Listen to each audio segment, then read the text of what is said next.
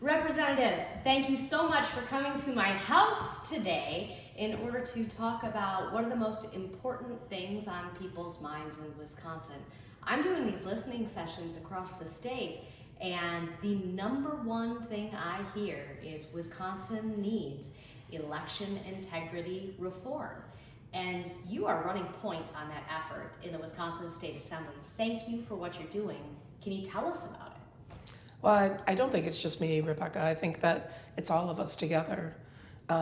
Integrity from elections comes from all of those, Republicans and Democrats, from the beginning of the election to the end of the night. That's how we have integrity. So yes, we have done a lot of conversations and heard from a lot of angry people, and they have legitimate concerns, especially after we saw the CTCL funding that came to Wisconsin. And after some open records requests, we found out, gee, we had a guy from New York fly in, mess up our election, and fly out. And who would think in the state of Wisconsin that we'd have New Yorkers be part of our election?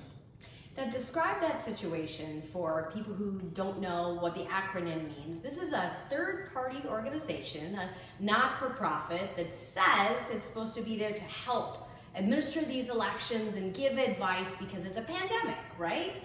But this guy didn't come in and put painter's tape on the floor 6 feet apart and install a bunch of plexiglass. Explain to me what exactly happened in these big city counties across the state. Yeah, well, CTCL stands for Civic Tech and Civic Life. Sounds like a great group. A nonprofit, think of that, a nonprofit means that groups have the ability to write off their money. This money came from, is referred to, Zuckerbucks. Yeah, Zuckerberg came in and put $300 million into elections, probably a little over $10 million into Wisconsin. And they went to 5 cities, Milwaukee, Madison, Green Bay, Racine, and Kenosha. After they got in a lawsuit about just picking those Democrat communities, they gave much smaller amounts to about 240 other smaller communities, between like $5,000 and maybe $30,000. But to put things in perspective, Waukesha, the city of Waukesha, got $42,000, and almost the same size Kenosha got about $1 million. Not exactly an equitable process. Well, why didn't these city clerks, when offered all this money from this not-for-profit, just say, no thanks, we know how to do this, we're clerks, we do this all the time, I know it's a pandemic, but we got it handled. Why didn't they just refuse? Well, they didn't. And not only did they not refuse, some of the clerks actually at the end of the year left their position.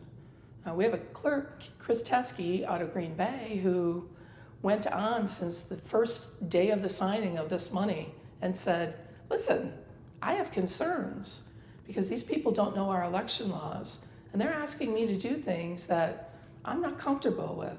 The curing process for ballots, it was suggested by this Michael Spitzer Rubenstein out of New York. And the guy who flew in from this not-for-profit, and he was in Green Bay, right? He flew in, and he actually was coming up with a curing process. And the clerk said, no, I'm experienced, been in this job for 10 years. And she was overruled. And those are the kind of things that our clerks getting in a position of being overruled by a mayor or a staff that would maybe put into question our election laws. So tell us about these pieces of legislation. I have shared names of authors with friends across the state who are really curious to find out what the legislature is doing. Tell us about these bills.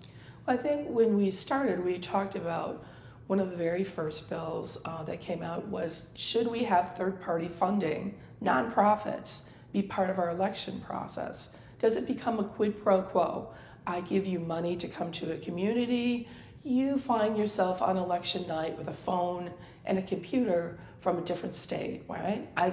That seems a little questionable. When you also put into place that the same Michael Spitzer Rubenstein that flew in from New York and flew out, he had a tag with an employee from the city of Green Bay.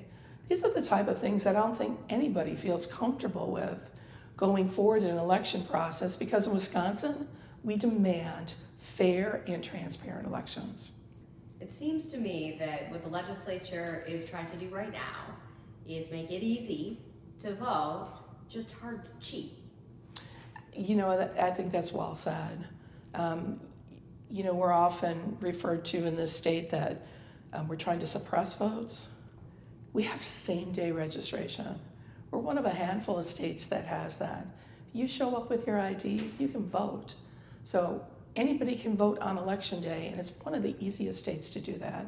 And our numbers support that. We've had great turnout in all categories. You tell a story on occasion that I think reflects how important, how precious our election process is. And you talk about where you go to work, where your office is.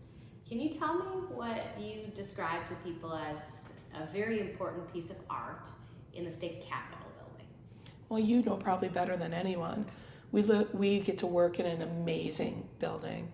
And some of these mosaics are 100 years old. And one of them is Liberty. And she's a female, and she's basically clutches a box, and it's square, and the center is a circle, and it represents the ballot box. 100 years ago, our forefathers saw the importance of making sure that we protect the ballot box. Her other hand points up, and that is a reference to God.